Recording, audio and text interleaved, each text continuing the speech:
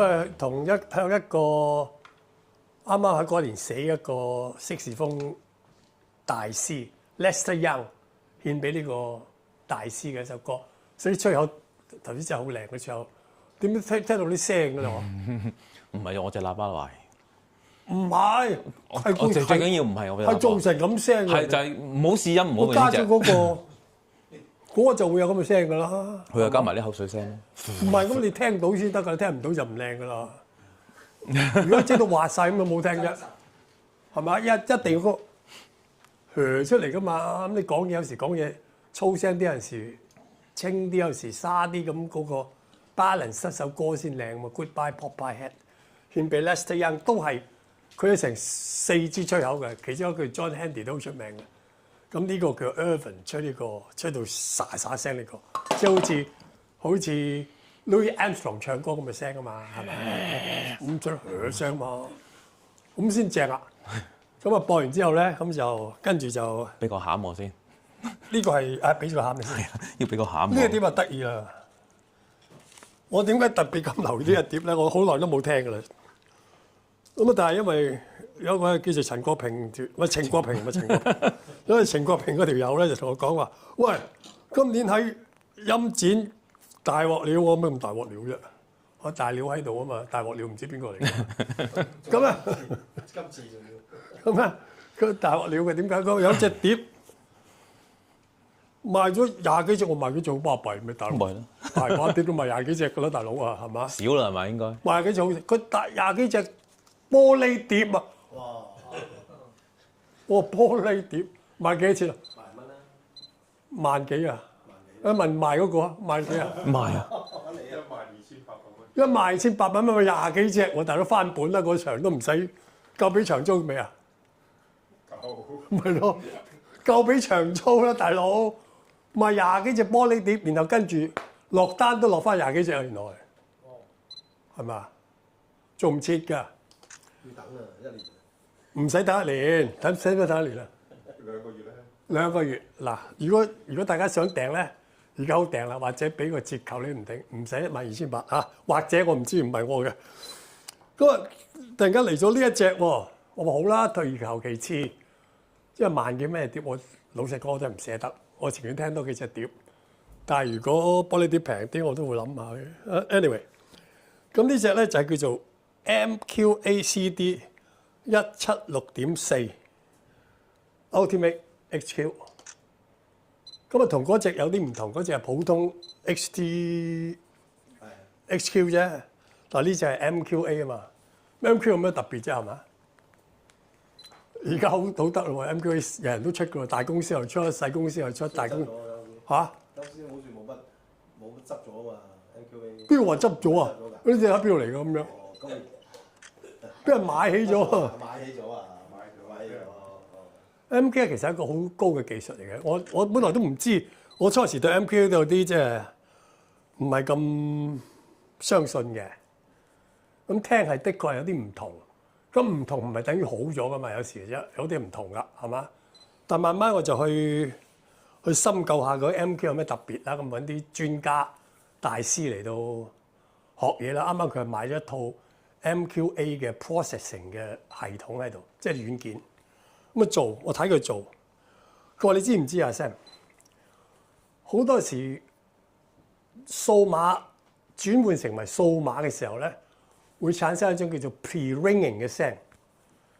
咩叫 pre-ringing 嘅聲咧？你查下有呢個字，其實係一種叫做唔知響鈴啊、先響啊，或者咁叫啦 pre-ringing。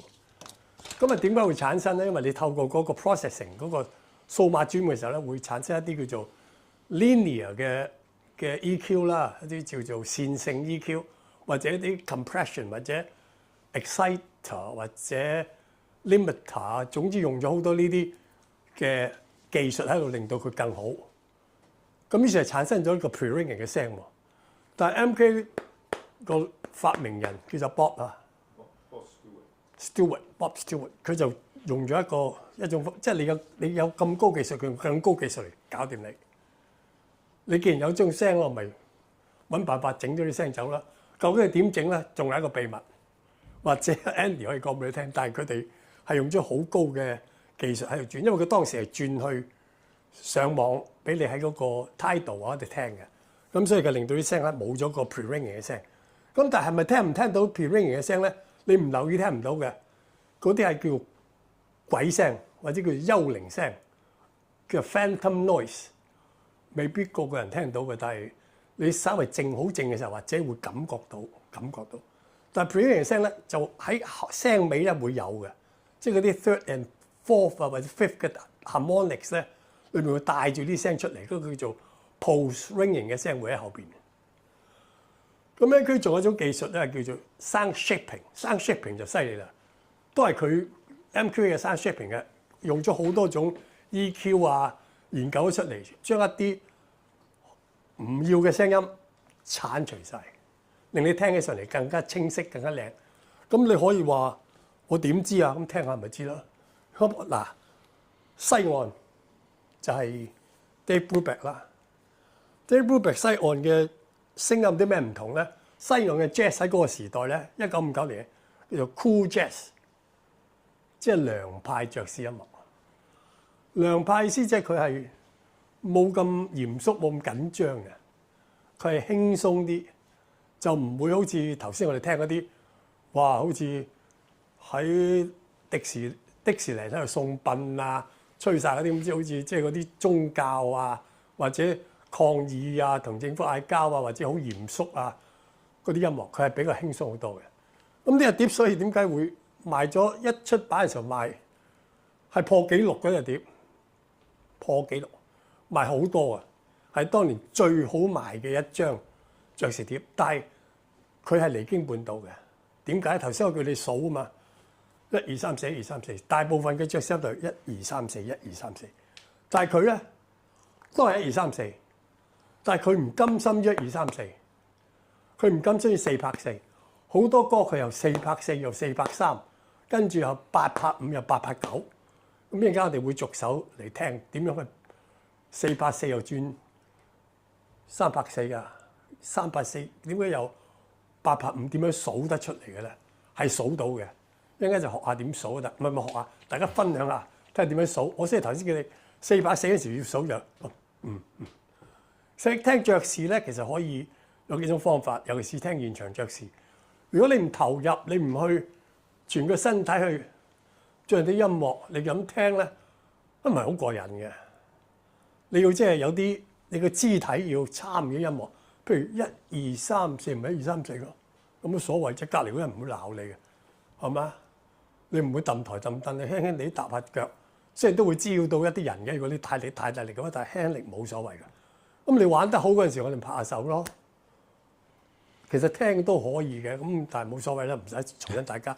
咁又聽呢首咧，就聽一首叫做 Katie's Waltz， 即係第5首。話就叫做 Waltz， 但係佢3拍4同4拍4喺度一路喺度換緊，一路換嘅。睇下你捉唔捉到個拍子。如果捉到嘅話，你真係好耳朵啦。大家聽聽。